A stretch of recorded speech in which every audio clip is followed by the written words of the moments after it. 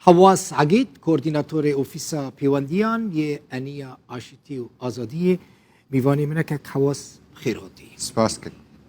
چاو شغلش ود خوازه و که اپوزیسیون که به حکومت سوری را بدن و بستینن هون بویا کیرانه آماده نه بچن به شامی را بدن و بستینن كك بالخينها في أنبزان جبري وي أخافتني بريار ناف دولتي هنا إيرو روشا سوري بجشتي بموجب بريارا ناف دولتي 22 بينجو چار جبري وي 21 هجده نخشريه كاتيه داني لي اف بريارا داوي يا 2015 22 بينجو چار 2016 دست بكرن گاوين يكمين وك دستا دانستاني آواكرنا دستا دانستاننا سوري دانستاندنا و تکیلیا رژیمی را بکه بین چاف دیریک ناو دولتی دش خوشبری او دانستاندن دبون رژیمی ده هنک هف دیتنین کنگریت رژیمی را هاتن کرن پشتیوه کمیته دستوری هات آوا کرن نه قناخ جوله جنیف چیبون بشانده رژیما سوری را یعنی او شانده رژیمی را کربو دانستاندن سر دستور سوری آپیش روژ چیبو شوا او یک مثلا بریارا ناو دولتیه لیگلو ویل کویده چیبه ويب شرانجي تشيبي او وك اوبوزيون بيغومان ام بشكنش مثلا دانستاندني ام ديفيجن بنچاو ديريا ناو دولتي ده بيقانينا بريارا 22 بينجو چار لي بريارا 22 بينجو چار 2015 حتى 2022 كويدما چه خال جهاتن بيقانين گلو او وقت ايجيرا هاتبو دانين بوي وقتي ده هر جيجي بون يعني جيجي نبون بيغومان او مثلا جيجي نبون حتى نها نه قناغ جنيف تشتك نتشو سيري ده قناغش دانستاندن وقت بيجي كاغتا كار درخستن بالناوي نكاغت وقت ديمستورا ده 12 خالا ده وقت بيجي هناك الهفكرن ودانستاندن السر هات كرن ليه كونغريت السر عردي تشتك بيك نان نبو بنجهكي بي آواكرن الهندري سوريا ده بي آلي السروي بنجهي خلقی سوری بکارن وگرن سر مال و ملکی خواه هفکرین وی رژیمی را به شرط و مرج نممکنه باشه لی اف مساجه کش بوه یعنی کم جاره وزیر دربای ترکی اشکرش ورد بیجه بچن بسوری را بدن و بستین سبب چیه یعنی اف روشا یعنی اصلا جواره چینا که اف داخلیانیاوی جواره نورماله نها بالنسبة ما بيجن وك أنيا أشتي وأزادية أمنا التركي رونشتنا بيجومان بالنسبة ما تا أستنجية ومثلا چونه و نچونه نینه اما باوریام بریارا 22 بینجی و 4 هیا ام باورن نتنه بریارا 22 بینجی و 4 تکلیه ما ناو دولتی راجی ام دیویژن و هناك وقت دیویژن ملحقك جويره برياري هبيش بر اف بريار خالي نوي جي ببي هك جي نبي نممكن بفيرانجي بردواميا بفيرانجي وتني مثلا لشكري دبي ليه تركيا وقت دولتك هجدا قناغه اسيتانا حاضر بنا وقت ولاتك جرانتور البرنوقا روسي البرنوقا ايراني بهفرة هناك ام بيجن جي جدا الهندري سوريا دا او دبينن هشتن شر اگر بس الجي جينا دا بيسكنان جينا دا يعني قشتر ببي تركيا وكولاتك هناك برجواندي هنا بطيبة اللي برجواندين اي ملتي سوري يعني اي خلقي سوري يعني او برجواندي خلقي سوري بيقومان جدانا تركيا ايرو باوريم ده هناك خالين سلكه هنا استنجين البيشيا تركيا مثلا بنابرين سوري الهندري ويدا مثلا سينورك دريش بسوريا مثلا هالبجارتنا 2023 السر تركيا دته روشا ابوري الهندري تركيا دو نرازبونا خلقي تركيا دنگن جدا داخوازت كن تشاوني وقت بيجي افروشنك شوا صدم دبين خلقي سورينا تبلي خلقي سوري الويدي وقت دراسات واستبيانات تشيبونج مراكز دراسات بونا صدم اريكاريا ابوريا سوري كرنا يعني تركي كرنا كارمند معامل دزگاه الهندري ويدا تشيبونا ليه استنگي الهندري ويدا تشيبه مثلا سياسي كاربي افيك الاليه دي امبيجن السوري قالوا تركي السوري تشتخوازي اوجي مسألة أساسية يعني نسبتي و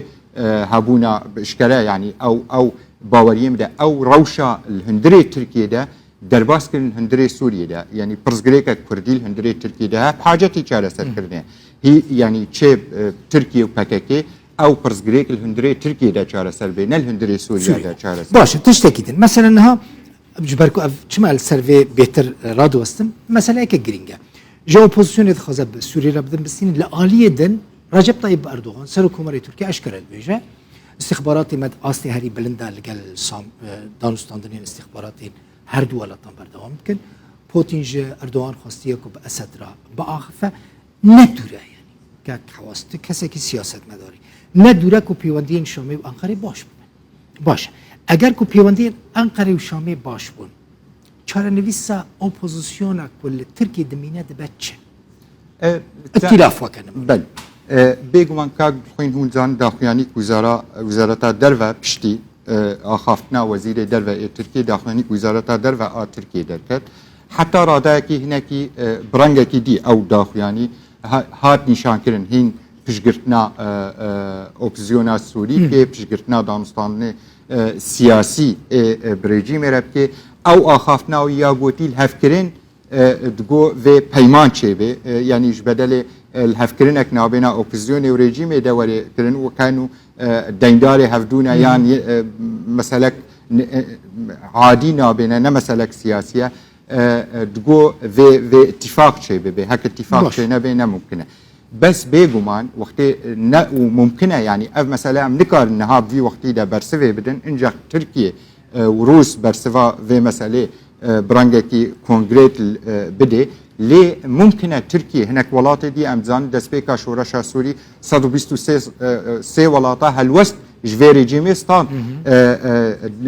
بالیوزین خواه ایل هندری سوریه کشاندن هناك شوا ولاتا دیسا جاره بگراندن هندری شامی تشتك نورماله يعني ممكن مسألة ولا شيء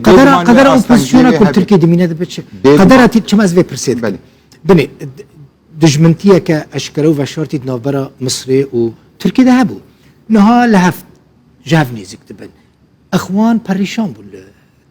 نها قد خير دبي خبا كنا قد خير لون أخوانان بوست أكيد فيسبوك كده بنفسينا قدر أوبوزيشنا كل تركيا دمينة نبا وكقدر اخوان مصري كل تركيا بون بيجومان هك الهفكرين شيبي نها جراند باوريم دا دانستاندن اف رنگ دانستاندنا نا ريجيم اوبوزيونال تركيا الميني معناها ائتلافه اف دانستاندن تركيا وروسن هناك شرط ومرجع وهنا تركيا وهناك داخوازي ويها بيش روسا وروس وهناك داخوازي ويها بيش تركا بيجومان ليه بجومان عمدا ذي تشتكي ام بزانن يعني هناك كاغد دستي تركيا ده هنا حتى خو زخم بك مسألة دانستان ده از مفهوم سياسي وتفاوضي كاغد تفاوضي از تيدا باخذن او اوبوزيونا ايلو التركي يكش كاغد قوته الدستي تركيا ده وباوريم ده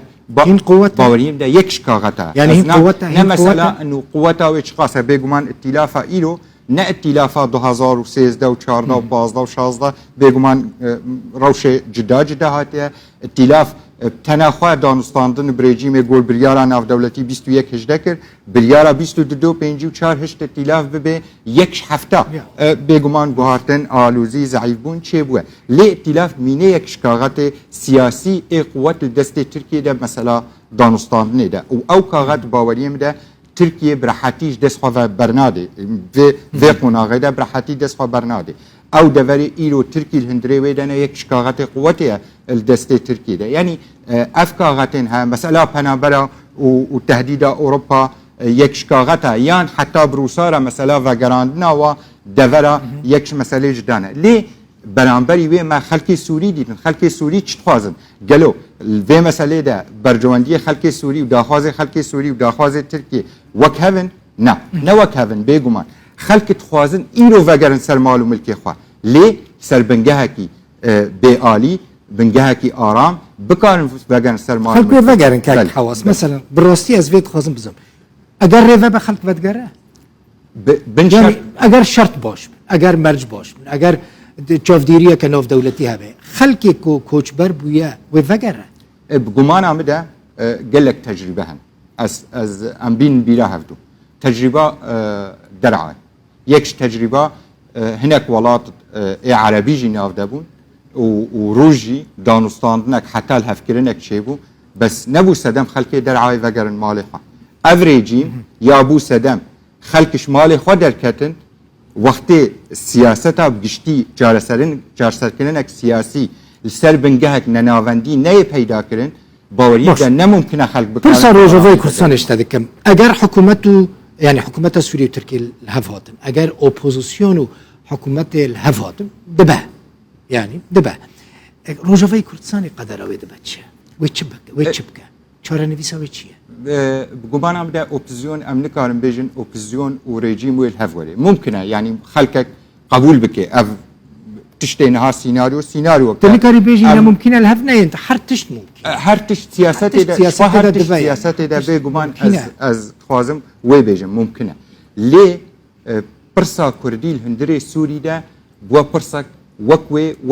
وك آلوزيال الهندري سوري بگشتي ده هي بحاجتي چاره سر کرنه الولاط رات آخافتنیت که اپوزیونی را حتی رژیم و خواه اعتراف مسئله هبونا پرسا کردی و حاجتی چاره سر کرناوه بگمان روشا چاره سر کرنه ای من از وک کساتی دویجم وک نرینامه وک انیا اشتی و آزادیه ام نب چاره سر کرنا